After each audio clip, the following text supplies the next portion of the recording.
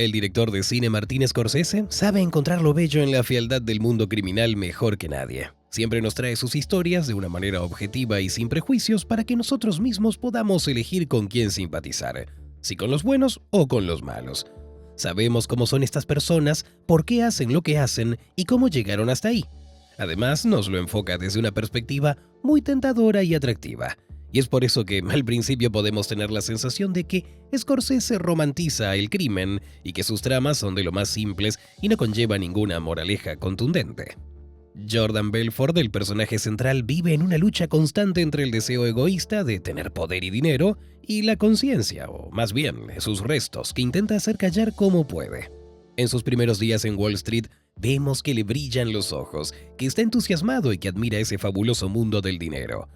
Se inspira en los corredores de bolsa exitosos y los considera ejemplos a seguir. Sin embargo, a medida que sus ambiciones van creciendo, aparecen las primeras grietas. Aunque no está de acuerdo con los métodos de trabajo de sus colegas superiores, este descontento no tarda en desaparecer bajo la avalancha de promesas de éxito rápido. Pero ¿por qué Martin Scorsese utiliza a menudo historias reales o prototipos modificados de personas reales en sus películas? Ya lo empezó a hacer antes de que se pusiera de moda, porque ahora parece que utilizan lo de basado en una historia real para hacernos pensar que solo por eso la película ya va a ser prometedora. Scorsese utiliza historias reales porque nos permiten comprender a Henry Hill, Frank Sheeran y Jordan Belfort, entre otros, y conocer el inicio de su personalidad.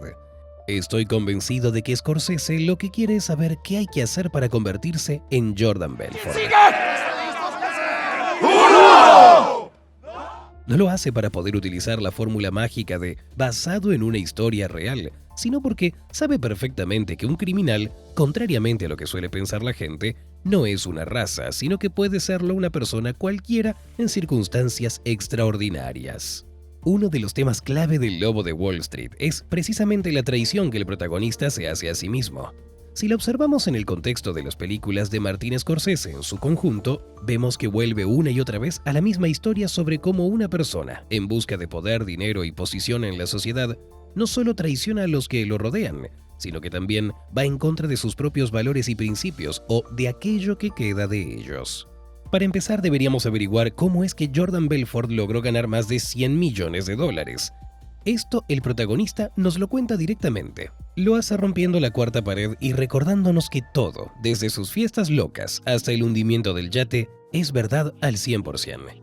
Si no consultamos ninguna fuente y solo vemos la película como tal, tendremos la impresión de que el único delito de Jordan es la comisión del 50% en la venta de acciones a bajo coste. Sin embargo, el protagonista insinúa que su principal infracción fue el fraude de valores. Para no aburrir a los espectadores con una historia que ya dura 3 horas, Jordan se refiere a su manera de actuar como ventas agresivas, lo que en realidad es una estafa llamada Pump and Dump. Se dedicaba a comprar acciones de una pequeña empresa haciendo que salieran de circulación y por consecuencia su precio se disparaba instantáneamente. Esa es la fase de inflar o pump. Luego vendía sus acciones a los clientes que no sospechaban nada a precios exorbitados. Y esa es la fase de tirar o dump. Y este fue el ciclo que Jordan repitió muchas veces haciendo que los inversores perdieran su dinero y lo ganara él. Por supuesto que un corredor no tiene derecho a negociar acciones que él mismo posee, y por eso los titulares formales de sus acciones eran gente ficticia. Enseñó este plan a sus colegas, a los que llamó los capitanes de Ahab, persiguiendo a Moby Dick. ¿Entienden? ¿Ah? ¿El capitán qué? El capitán Ahab. Solo que si Jordan hubiera terminado de leer el libro, se habría enterado de que el capitán Ahab se ahogó con su barco después de experimentar la ira de la ballena blanca. La comparación con los hechos reales refuerza el dramatismo de la película. Uno de los ejemplos más significativos es la estafa que Jordan cometió contra la hipo de la empresa de calzado de Steve Madden y que se convirtió en uno de los mayores escándalos de Wall Street. Lo que hizo Jordan fue inflar los precios de las acciones, utilizando para ello testaferros, y luego las vendió defraudando a miles de inversores. La estafa le hizo ganar decenas de millones de dólares, pero el miedo a ser procesado por el FBI lo obligó a vender su parte por $30 millones en lugar de 1.000 millones potenciales. Este caso no solo nos da una clara imagen del crimen, sino que también nos muestra cómo la codicia y la ambición pueden llegar a ser una fuerza destructiva. Hay otro punto importante y es la formación de Jordan en técnicas de manipulación en L.F. Rothschild.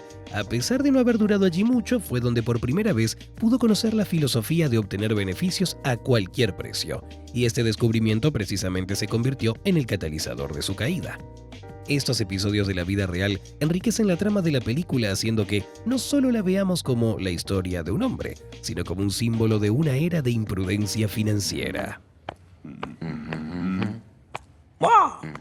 La idea de hacerse con el dinero de los clientes y embolsarlo la aprendió de Mark Hanna, un corredor senior de LF Rothschild. Aunque Jordan no trabajó en LF Rothschild más de un día y justo tuvo que ser el lunes negro, tuvo tiempo de adoptar esta ideología. Aprendió a engañar y a usar la presión psicológica para obtener ventaja en cualquier situación parecida a esta. Su táctica favorita era dejar que la otra persona hablara primero. El que hablaba primero perdía.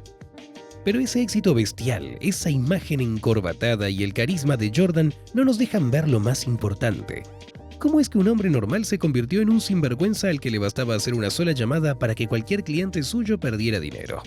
Y así fue, porque se convirtió en un verdadero delincuente, una persona egoísta, sin principios, siempre con ganas de más y con mucha rabia dentro. Engañar a la gente se había convertido en una parte tan importante de su vida, que ni siquiera se dio cuenta de haber cruzado todas las líneas posibles, porque pensó incluso comprar hasta al agente federal más incorruptible, impresionándolo con su yate, sus chicas en bikini y sus langostas. Sé que no pueden pagarla, malditos empleados. A pesar de que Scorsese ya había utilizado historias de la vida real para crear sus películas, y lo hizo más de una vez, El Lobo de Wall Street es una película única, porque lo que describe Belfort no es su viaje, sino más bien lo que este viaje le hizo sentir. Su libro contiene la huella de sus pensamientos en el momento en que hizo un trato con su conciencia y se traicionó a sí mismo. En una entrevista al programa de Valuetainment, Jordan dijo que no pensaba convertirse en una mala persona. Ni siquiera se podía imaginar que un día estaría engañando a la gente. Esto no ocurrió de un día para otro. No es que se despertara una mañana y decidiera hacerse rico a toda costa. Nos explica los motivos de sus acciones diciendo que quería hacerlo todo junto, o sea, ganar dinero y ser honesto consigo mismo. Creyó que si cruzaba la línea solo una vez, nada iba a cambiar. Regresaría y seguiría siendo una buena persona. Pero cada vez que uno cruza su línea, se aparta un poco más de sí mismo, se aleja paso a paso de lo que era al principio y se acerca a la imagen de una persona egoísta y narcisista en la que gradualmente se va convirtiendo. Un día, uno hace algo malo, pero pasa el tiempo y ya no le parece tan malo. Y es el momento en que cruza la línea. La cruza, pero miente a sí mismo diciendo que aún no la ha cruzado. Es esta la conclusión a la que Jordan llega y la que nos explica. Cuanto más rico se hacía, más cosas se permitía, y ni se le ocurría pensar en que se estaba convirtiendo. Continuaba viendo esa línea moral delante de sí, y jamás pensó que si se detenía y se paraba a pensar un poco en lo que hizo, vería que esa línea ya la había cruzado hace tiempo. Pero tendemos a restar importancia a nuestras acciones cuando hacemos un trato con nuestra conciencia. Se trata del proceso de autodistorsión del que tanto nos habla Scorsese en sus películas, y aquí se ve mejor que en ninguna. Uno puede mentirle a la gente, o incluso a sí mismo, pero no podrá engañar a su conciencia. Scorsese justifica el crimen en la medida en que lo hacen los personajes de su historia. Es la única manera de entenderlos, de ponerse en su lugar antes de que la misma historia le dé una patada al protagonista. Scorsese no juzga a los personajes y siempre pide a los actores que tampoco los juzguen ellos. Todos en su equipo sabían que el objetivo era darle la razón al personaje de Jordan, tal como lo hacían sus homólogos en la vida real. No se trata de una romantización ni de una fijación de los hechos, sino de una posible explicación. El Lobo de Wall Street es una película que no trata tanto de límites morales como de cruzar una línea imaginaria. Cuando cruzas esta línea, estás endeudado. Mucha gente piensa que traicionarte a ti mismo significa actuar en contra de tu propia moral, actuar de un modo impensable para uno mismo.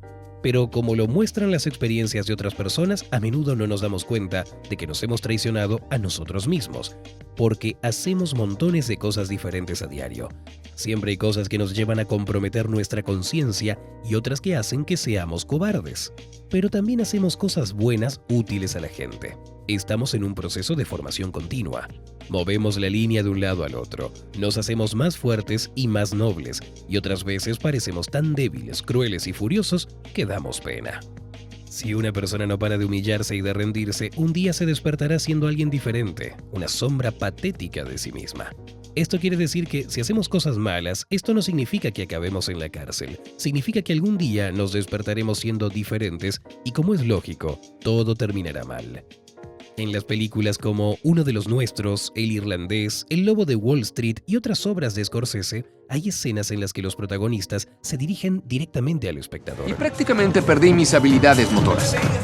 Hablan de cómo llegaron a ser tan monstruos, de sus caídas y de si valió o no la pena. Empatizamos con los personajes de la película, cruzamos la línea con ellos, y aunque sabemos que lo que hacen está mal, no dejamos de simpatizarles. Después de todo, conocemos su motivación y recordamos cómo eran al principio. Eran, esa es la palabra. Y es que cada película de Scorsese nos deja ver perfectamente cómo una gran variedad de personajes cambian sus principios y sustituyen sus conceptos por otros para justificarse a sí mismos y a su gente. Al fin y al cabo, su comportamiento puede considerarse justificado, o más bien se podría decir que podemos justificar lo que sea si traspasamos un poco el límite moral. Y entonces, ya todo nos parecerá normal. La hija de Frank Sheeran al principio no entiende a su padre. Luego le tiene miedo. Luego se enfada con él y al final llega a despreciarlo. Y Frank primero roba y luego mata. Con el tiempo, matar se convierte para él en una cosa cotidiana como pintar una casa. Henry se justifica diciendo que la mafia es como una segunda fuerza policial a la que la gente recurre cuando la policía no le sirve de nada. Y la esposa de Henry primero le da la razón, después se siente orgullosa de él, luego él la engaña, se muestra agresivo y al final ella llega a tenerle miedo. En Infiltrados se nos muestra el comienzo del camino de Colin, lo vemos con una bolsa de comida, y luego lo vemos años después con la misma bolsa. Son el principio y el final del viaje, el precio de hacer un trato con la conciencia y traicionarse a uno mismo. Al principio Jordan piensa que sus clientes son tontos y que la culpa la tienen ellos mismos. Su dinero estará mejor en su bolsillo. Tanto él como su esposa se justifican diciendo que todo es completamente legal. Luego a Jordan se le ocurren formas más astutas, más codiciosas y más pervertidas de hacerse con el dinero. Se trata de unas formas ya ilegales, pero esto no le molesta en absoluto. De hecho, ya nada le molesta. La verdadera pregunta es, ¿todo esto era legal? Por supuesto que no, carajo. En cierto sentido, nos creemos las mentiras de Jordan. Es un hombre de éxito, es guapo, sabe ser simpático. Todo lo que ocurre a su alrededor es fiesta y diversión. Estamos engañados igual que él se engañó a sí mismo. No le hemos pillado a la hora de sufrir esa transición inversa de un ser humano que, saltándose la fase de pupa, se convirtió en una larva y muy fea. Las películas de Scorsese terminan con la destrucción del lado romántico de las cosas. Todo el mundo acaba muriéndose. Unos delatan a otros y luego se ponen sus mejores trajes y van como ovejas a hacer tratos con las autoridades. No hay nada noble ni bonito en ello. Pura fealdad. El Lobo de Wall Street no se debería ver como una biografía de Jordan Belfort. Es una película sobre un hombre que sucumbió a sus vicios internos y tomó el camino erróneo. Es una película sobre la tentación y el difícil viaje hacia la redención. En los comentarios, Scorsese dice que la película que hizo no es sobre delincuentes. No es necesario ver a los personajes de la película como gente mala que nació para engañar y matar. El Lobo de Wall Street es una película sobre lo que hay dentro de cada uno de nosotros, sobre lo que está oculto en nuestro interior y solo está esperando un buen momento para salir. El mensaje final de la película está profundamente arraigado en la idea del autoengaño. Jordan se da cuenta de que se ha traicionado a sí mismo, pero esta comprensión solo le llega después de haberlo destruido todo. Su historia no es solo una advertencia sobre lo fácil que es perder la brújula moral, sino también un recordatorio para todo espectador. Cada cosa, cada compromiso con nuestra propia conciencia, por muy pequeños que sean, puede ser el comienzo de un camino hacia el desastre. Es como si estuviera loco. ¿Loco? Esto es obsceno. En la escena final, donde el verdadero Jordan enseña al público técnicas de persuasión, el espectador se da cuenta de que todos podemos empezar desde cero. Pero también se planteará la pregunta, ¿y si esta nueva vida no es más que otra versión del engaño de antes? Este final abierto deja espacio a la reflexión, obligándonos a considerar los límites de la moralidad y la capacidad de salvación. A veces, solo una fuerza externa nos puede detener. Para nuestro protagonista, esa fuerza le vino en forma de un empleado del FBI y una sentencia de prisión de 22 meses. Al final, vemos cómo el verdadero Jordan se ve a sí mismo, interpretado por Leonardo DiCaprio. Imparte una conferencia sobre el arte de la persuasión y las habilidades de un gran vendedor. A la gente se la ve pendiente de cada una de sus palabras. El cameo de Jordan no es solo una aparición especial, sino también una referencia al hecho de que incluso después de cumplir su condena, continúa ganando dinero con su capacidad de vender, solo que ahora lo hace de manera legal en el campo de la capacitación empresarial y los discursos motivacionales. Fue esta cualidad distintiva de Belfort la que le permitió emprender la aventura y salir de ella ileso. A pesar de que Jordan vendió sus bienes y se le ordenó pagar $100 millones a las víctimas de su fraude, admite que ahora está mejor que nunca, porque ya no es observado por nadie, ya no tiene nada que ocultar y el futuro que le espera va a ser un futuro feliz. Ahora ya ha vuelto a ganar millones, pero esta vez de manera honrada, sin comprometer su conciencia y sin traicionar lo que queda de su orgullo. Al final, Jordan y el agente Coleman se hicieron amigos. Incluso grabaron un breve podcast en el que Jordan admite que habría ganado mucho más dinero si lo hubiera hecho de forma legal desde el principio. Martin Scorsese demuestra que la historia de Jordan Belfort no es solo un relato de la caída de un hombre, sino una parábola universal sobre la tentación, el autoengaño y la pérdida de uno mismo. Sus películas no solo se dirigen a los personajes que nos muestra, sino también a cada uno de nosotros, los espectadores.